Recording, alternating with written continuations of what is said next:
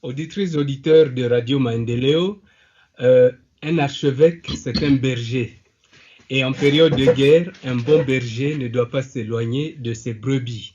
Voilà pourquoi, exceptionnellement, nous recevons sur notre plateau Son Excellence Monseigneur l'archevêque de Bukavu, Monseigneur Muzihirwa Mwenengabu Christophe, qui a un message à communiquer à la population. Nous vous invitons à le suivre.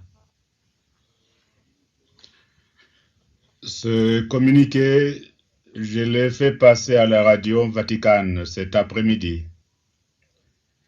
Je leur ai dit ceci.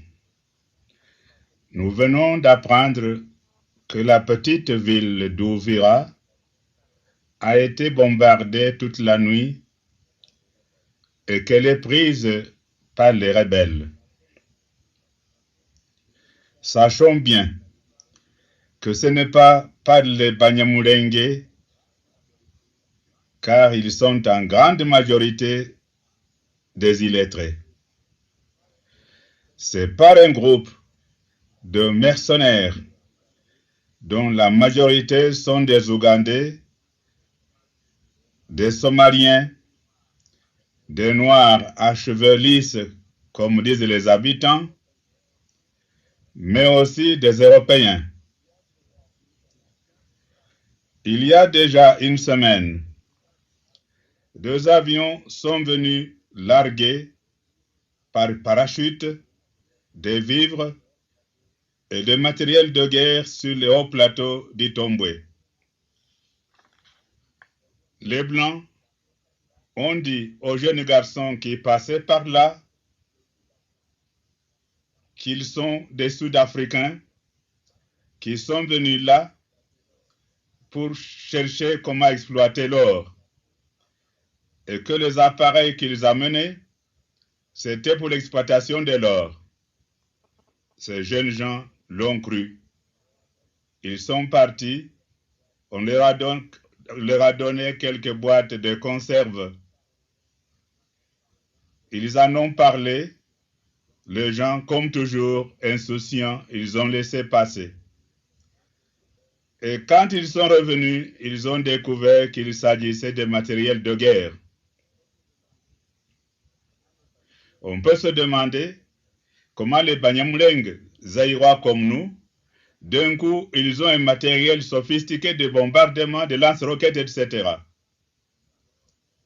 Alors, le monde international doit le savoir qu'il ne s'agit pas des Banyamulenge, mais des mercenaires engagés par le Rwanda, le Burundi, et appuyés par les lobbies internationaux qui se moquent du Zaïre, qui détournent le message et qui annoncent toujours que les Rwandais ont déjà pris telle ville alors qu'ils sont loin de là pour provoquer une panique.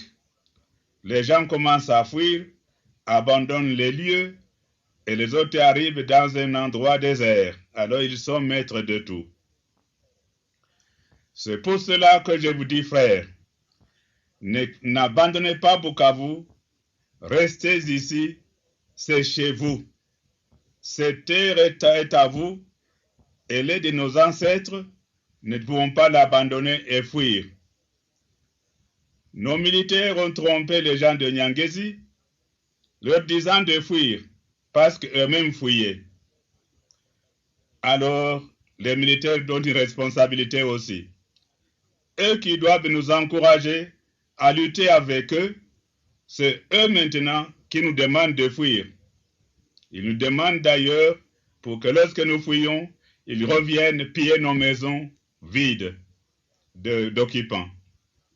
Nous demandons à nos militaires, surtout ceux qui sont à Bagira, qui ont fui les camps, qui ont fui le front, qui viennent maintenant agresser les habitants qu'ils doivent défendre. Nous sommes leurs frères et ce qu'ils font en nous agressant, en nous pillant, en nous frappant, ça ne leur apporterait pas bonheur.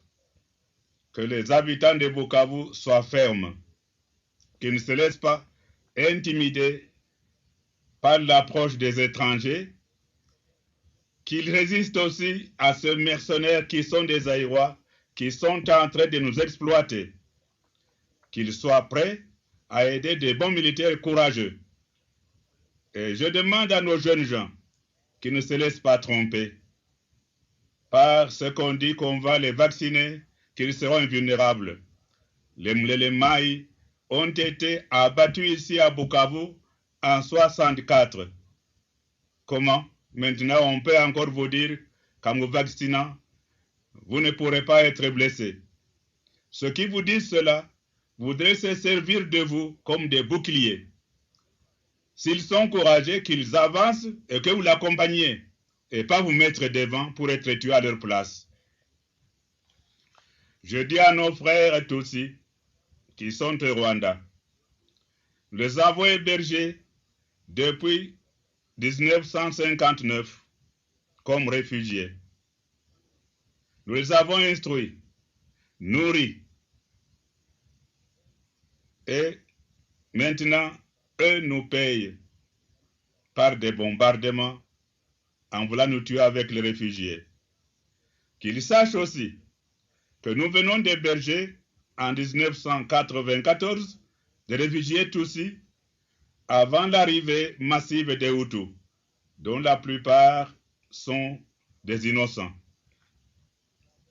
Voilà que les enfants que nous avons nourris et instruits nous remercient maintenant par des bombes, par des plastiques pour tuer les Hutus avec les Aïwas. Les proverbes, l'histoire a des tournants imprévisibles.